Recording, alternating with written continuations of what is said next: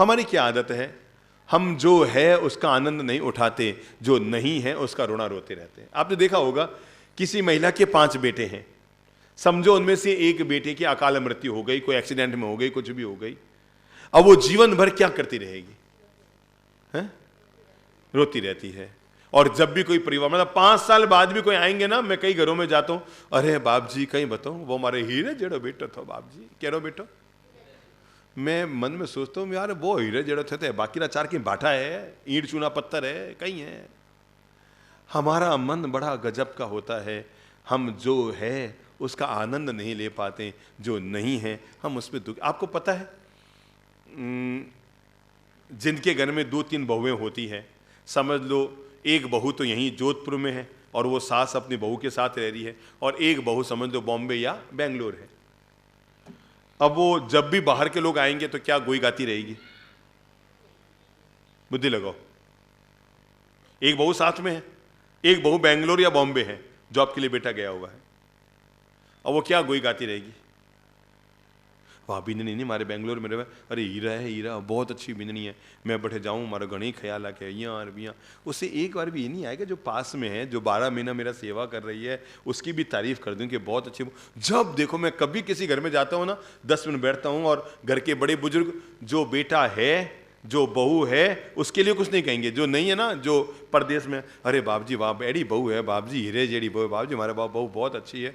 मुझे लगता है माता जी एक बार 6 महीना आप उसके पास जाके रह जाओ, फिर आपको ये भी हीरा लगनी शुरू हो जाएगी। एक बार 6 महीने के लिए कहां चले जाओ, उस वाली बहू के पास चले जाओ तो पता लगेगा कि असली हीरा कौन है। हमारी आदत है, हम जहां हैं जिनके बीच हैं, जो बेटा हमसे दूर है हम उसे बहुत याद करते हैं, और जो हमारे साथ है हम उसका लाड़ नहीं कर पाते। जो हमसे दूर हैं हम उनसे फोन पे कितनी बातें करते हैं, पर जो पास में हम उससे 2 मिनट भी बात नहीं कर पाते। सबसे बड़ी दुख की बात यह है हम उनसे सबसे ज्यादा दूर हैं जो हमारे साथ हैं। देखो हमारी जीवन की स्थिति, हम उनसे बहुत ज्यादा दूर हैं। किनसे? हम जिनके साथ हैं, एक छत के नीचे हैं, एक रूम में हैं, एक साथ जी रहे हैं, पर हम उनसे बहुत दूर हो गए। जो दूर हैं हम उनके तो पास हो गए, और जो पास हैं हम उनसे दूरियां बना रहे हैं। बी पॉजिटिव रहो। ये बहू बहुत अच्छी है, ठीक है, कभी कदार आपको खाने में 2 मिनट लेट हो जाता है, या कभी कदार उस सब्जी गर्म करनी भूल जाती है और गर्मा गर्म खाना आपको नहीं दे पाती है, कभी कभार। बाकी महीने में 28 दिन तो आपका लाड करती है ना, है ना।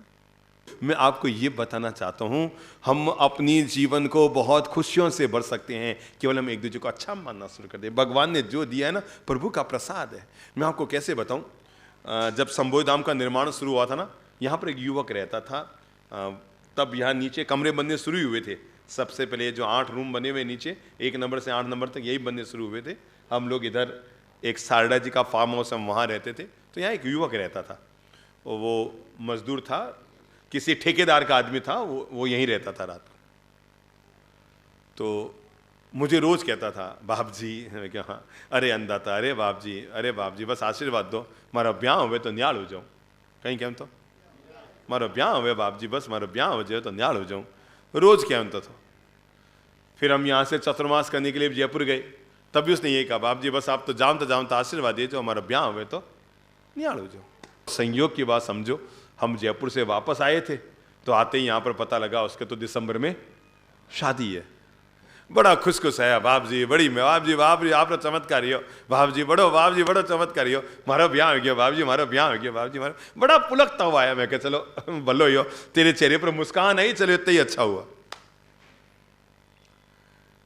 हम 1 साल बाद फिर चातुर्मास करने गए। चातुर्मास करने हम लगभग जोधपुर से बाहर जाते हैं, फिर चातुर्मास के बाद संबोधि धाम आना हो जाता है। हम चातुर्मास करने गए, चातुर्मास के बाद आए, करीबन 1 साल बीता होगा इस सब में। वो बड़ा मुंह लटकाए हुए यूं आया। मैं क्या कहीं हो है बाबू जी, अरे मैं क्या यो कहीं है चेहरा लटके लटके, अरे बाबू जी बड़ो दुखी हो गया बाबू जी, बा ऊपर जावे तो न्याल हो जाओ। मुझे लगा इस दुनिया में आदमी कभी न्याल हो ही नहीं सकता, जो मिला है उसी का गिला है। नहीं मिला तब भी गिला, नहीं मिली और मिली तो भी गिला, यानी जो तुम्हारे साथ होता है तुम हर किसी को गिला ही गिला मानते हो, तुम सुखी हो ही नहीं सकते। जो मिला है उसमें शिकायत, जैसा भी आप कर दो। आपने देखा होगा कुछ पुरुषों की बहनों की आदत होती है, जो भी आप कितना भी अच्छा से अच्छा उनके लिए कर दो तो भी शिकायत, और तो करिए ही कोई। अरे भाई, माहिरे की आपकी हैसियत नहीं थी तब भी आपने 1.25 लाख का मायरा भर दिया, ठीक है ना, तो भी शिकायत। पहली वाली बेटी रहे तो आप ज्यादा दियो भाई। अरे भाई, उस समय अलग हैसियत थी, उस समय हमारी 20 की हैसियत थी तब भी हमने 2 लाख किया था। आज हमारी 50,000 की हैसियत नहीं थी तब भी हमने तुम्हारे लिए 1.25 लाख का किया, कहीं से भी जुगाड़ करके। पर लोगों की क्या आदत, शिकायत करने की आदत। ये शिकायत ही हमारे दुख का मूल कारण बनती है, शिकायत करने की आदत। उसको कैसे बताया जाए कि जब हमने उसके 2 लाख का मायरा भरा ना, बड़ी वाली बहन की बेटी का, उस समय तो हमारे पास ये हैसियत थी कि हम 25 लाख का भी भर सकते थे, पर आज हमने जैसे तैसे जुगाड़ करके तेरे लिए 1.25 लाख की मायरा भरा। हमारे पास एक बहन आई, बहुत दुखी, दुखी में भी ऐसे तो बहुत सुखी, घर में कार बंगले नौकर चाकर सब, पर बहुत दुखी। हुआ क्या था कि उसके दीवर की शादी हो रही थी और बहुत दुखी हो गई, मेरी शादी में तो ये नहीं हुआ, ये नहीं हुआ, ये नहीं हुआ, ये नहीं हुआ, ये नहीं हुआ। हमारे तो जब शादी हुई थी हमें तो कूलर वाला ही रूम दिया गया था, हमारे बेडरूम में तो कोई एसी वेसी थी नहीं, और अभी तो इसकी शादी हो रही है तो 25 लाख रुपया लगा करके नया रूम बनाया जा रहा है, और चाइना से वो क्या करते हैं, वो फर्नीचर ये सब मंगाए जा रहे हैं, और पूरा एसी रूम पूरा नया तैयार किया जा रहा है। और बाप जी, मेरे तो कुछ नहीं किया था, अब देखो क्या हो रहा है, मेरे तो कुछ नहीं किया, अब देखो क्या हो। उसका पति लेकर आया, बाप जी ये पता नहीं 10 दिन बाद घर में मंगल महोत्सव होने वाला है, मेरे छोटी भाई की शादी, और ये तो बहुत ज़्यादा अशांत हो गई है, और उसने तो यहाँ तक फैसला कर लिया, मैं तो शादी के समय घर में नहीं रहूँगी, पियर चली जाऊँ। कहाँ चली जाऊँगी? अब वो बेचारा पति कहता है, बाप जी मेरी क्या इज्जत रहेगी, सोचो आप, मेरा एक भाई छूगा भाई, आज उसकी शादी का दिन आ रहा है, और ये बस हर समय मुंह फुला रही है, मुंह सुजा रही है। मुझे कई बार लगता है ये अपन लोगों में कहाँ से आ गया, फुलाना तो इडली फुलाओ यार, खमण फुलाओ, ढोकले फुलाओ, खाने में मजा आएगा। ये मुंह फुलाकर बैठने से मिलता क्या है? इडली खमण ढोकले तो फुलते नहीं है, वो तो कच्चे के कच्चे रह जाते हैं, चेहरा फुला के बैठ जाते हैं अपन। तो कहीं ये तो मुंह फुला के बैठ गई है और घर में पूरा वातावरण बिगड़ रहा है। बाप जी आप इसको समझो, ये आपकी बात सुन लेगी क्योंकि आपके प्रवचन बहुत सुनती है। हमने कहा बैठो, पहले आप भोजन करके आओ भोजनशाला में, थोड़ा मन को शांत करो फिर बात करते हैं। वो भोजन करके आए। हमने उस बिटिया से पूछा, मैंने कहा बेटा क्या बात है, क्यों ऐसे दुखी हो रहे हो? अरे आज भगवान ने आपके घर में सब कुछ दिया हुआ है, कार है, बंगला है, स्टाफ है, नौकर है, चाकर है, ड्राइवर है, सब कुछ है।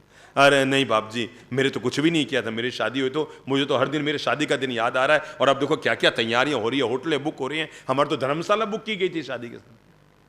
मैंने कहा एक बात बताओ, जब आपकी शादी हुई तो घर की हैसियत क्या थी? उस समय पैसे नहीं थे घर में। उसके पति ने बताया हाँ हमारे पास बिल्कुल पैसे नहीं थे बाप जी, मतलब हम जैसे तैसे जुगाड़ करके मेरी शादी की गई। मैंने उस बहन को समझाया, मैंने कहा बहन जाओ घर और 4 गुने खुश हो, और इस बात के लिए खुश हो कि भगवान तेरी बड़ी मेहरबानी है। आज जो कुछ देवर और देवरानी के लिए हो रहा है वो उनके कारण नहीं, वो तुम्हारे कारण हो रहा है। तुम एक ऐसी पुण्यवान लड़की इस घर में आई कि तुम्हारे आने से घर के पुण्य जागृत हो गए और आज ये हैसियत हो गई। इसलिए आज जो हो रहा है वो तुम्हारे कारण हो रहा है। तुम नहीं थे तो घर में ऐसा कोई पुण्यवान जीव नहीं था कि जिसके कारण इतना सब कुछ होता। बी पॉजिटिव बनाओ मेरे भाई, अपने मन को बी पॉजिटिव बनाओ। खुश रहना चाहते हो तो एक अंतिम मंत्र जीवन के साथ जोड़ लो, और वो है हमेशा छोटी मोटी बात को माफ करने की आदत डाल लो। क्या है? माफ करने की आदत डाल लो। ये आदत आपके जीवन को खुशियों से सराबोर कर देगी। माफ करने की आदत। ये अपेक्षा मत रखो कि सामने वाला मुझे सॉरी कहे तो मैं सोचूंगा कि माफ करूं या नहीं करूं। जो व्यक्ति बिना माफी मांगे भी माफ कर देता है, मेरे भाई मैं कैसे बताऊं, जब भगवान श्री महावीर के इंद्र आकर के चंवर ढारते थे तब भी उतनी ही शांति सुकून थी, और जब कोई गोपालक आकर उनके कान में कील ठोक देता, या कोई आकर उनके पांव में अंगीठी जला देता, या कोई चंड कौशिक उनके पांव में डंक मार देता, तब भी उतनी ही शांति और आनंद थी।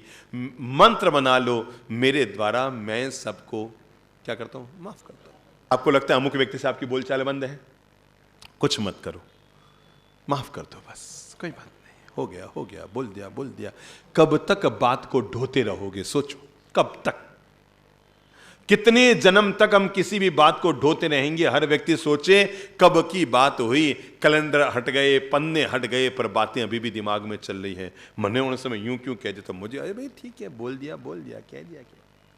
हम एक शहर में थे और एक व्यक्ति ने मासिक की तपस्या की और उसकी तपस्या के ऊपर गांव का जीवन रखा गया और गांव के जीवन में बताया गया, लोगों ने आकर हमें बताया कि बाप जी पूरा गांव खाना खाने आएगा, पर इसका माज आया भाई है, इनके बोल चाल बंद, आना जाना बंद, उसके घर पे चूल्हा जलेगा, बाकी पूरा समाज आज खाने में आएगा, सकल समाज का जीवन रखा।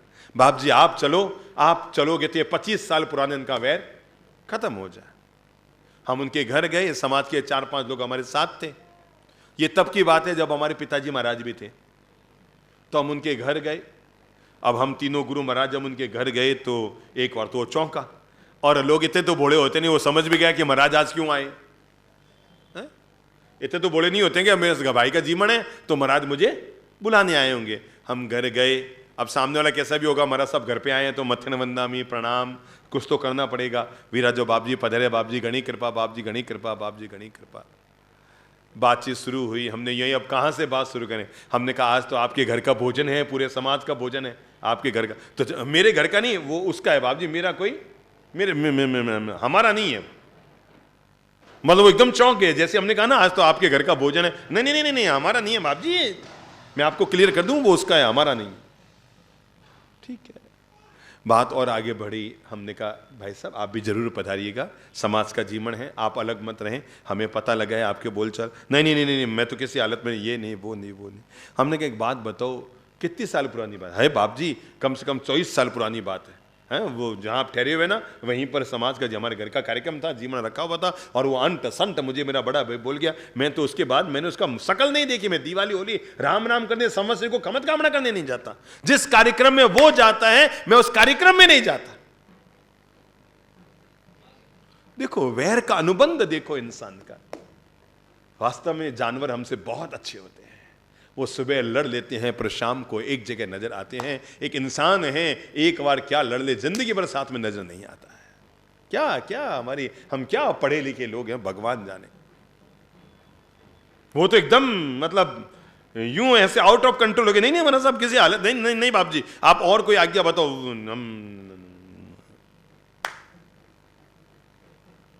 जो कह रहे हैं वो मान नहीं रहा है और कहता और कोई आप तो आज्ञा बता दो। हमने कहा चलो एक काम करते हैं, ये कितने साल पुरानी घटना है? बाप जी 24 साल पुरानी बात हो गई, हमारे तो शादियां हो गई घर में। हमने कहा एक काम करो, वो 24 साल पुराना कैलेंडर घर में होगा ना, निकाल के लाओ। तो 24 साल पुराना कैलेंडर कहां से होगा बाप जी? नहीं है। अच्छा मैंने कहा 10 साल, या नहीं है। मैंने कहा 5 साल, मैंने कहा नहीं है। मैंने कहा अच्छा पिछले साल का कहा नहीं है। मैंने कहा क्या गजब के आदमी हो, जिस घर में पिछले साल का कैलेंडर नहीं है उस घर में 24 साल पुरानी बातें कैसे हैं? जब तुम्हारे पास 1 साल पुराना कैलेंडर नहीं है, पर हम कितने नादान हैं कि 25 साल पुरानी बातों को ढो रहे हैं, दुखी हो रहे हैं। हमने उनको हाथ पकड़ के खड़ा किया, हमने कहा हटाओ वैर के अनुबंध।